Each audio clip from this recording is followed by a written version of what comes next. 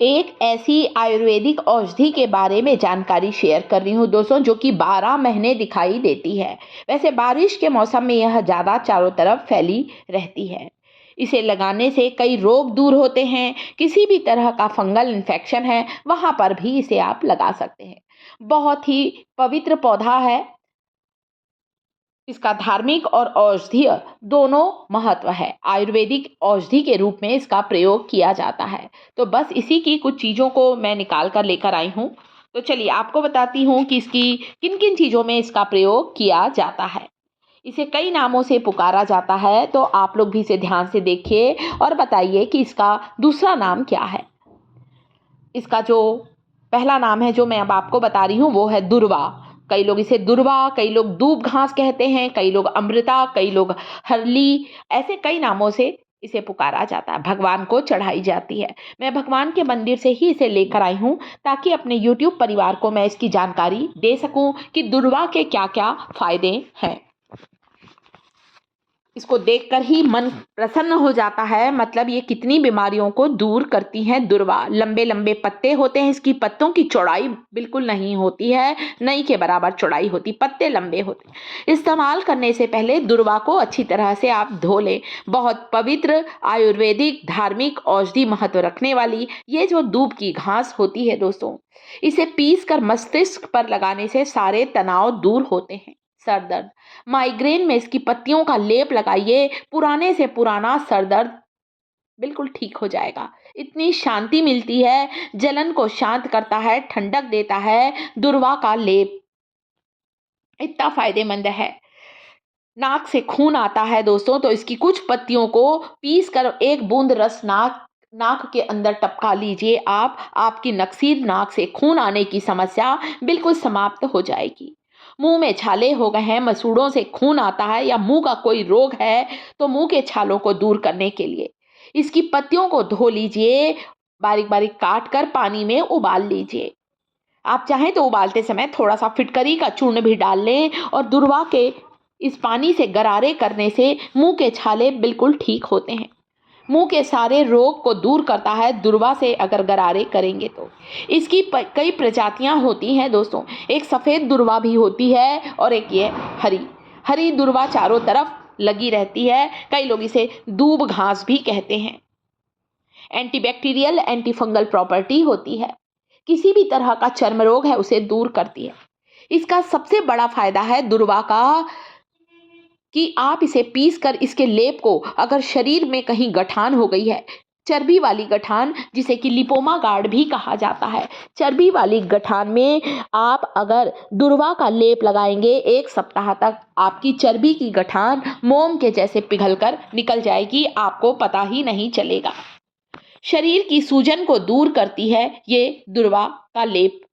यहाँ कुछ पत्तियों को पीसा है मैंने, यहाँ पर मोटा मोटा पिसा है। इसे सर पे लगाने से सर दर्द ठीक होगा। दाद खाज खुजली पर लगाने से आपका फंगल इन्फेक्शन ठीक होगा। चाहे तो थोड़ी सी हल्दी मिला लीजिए। शरीर में कहीं चर्बी वाली गठान है जिसे लिपोमा गार्ड कहा जाता है, वहाँ पर 1 सप्ताह लगाइए, आपकी चर्बी की गठान गायब हो जाएगी। तो दुर्वा का इसीलिए आयुर्वेद में दूब घास का इतना ज़्यादा महत्व है। मैं भी भगवान के मंदिर से ही इसे लाई हूँ ताकि अपने YouTube परिवार को इन्फॉर्मेशन दे सकूं। आप चाहें तो यहाँ थोड़ा सा सरसों का तेल मिलाकर चर्बी वाली गठान पर हल्दी डालकर दुर्वा का लेप लगाइए। आपकी चर्बी की गठान बिल्कुल ठीक हो जाएगी। इतना लाभकारी ये दुर्वा होती है, ये घास होती है। एक दिव्य औषधि कहा गया है आयुर्वेद में।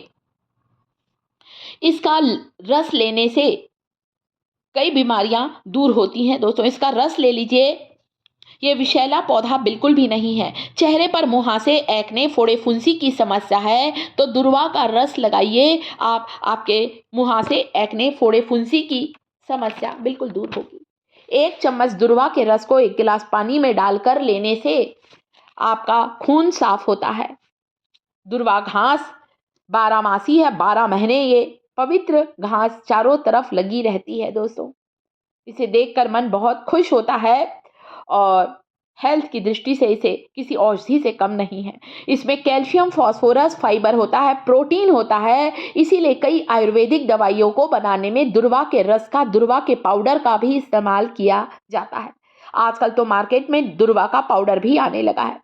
ब्लड शुगर लेवल को कंट्रोल करता है दुर्वा का रस, तो डायबिटीज में फायदेमंद है दोस्तों। आप चाहें तो आधा चम्मच रस को पानी में डालकर भी ले सकते हैं, या दुर्वा को रात भर 1 गिलास पानी में भिगाइए, सुबह उठकर छानकर इसके पानी को आप पी सकते हैं।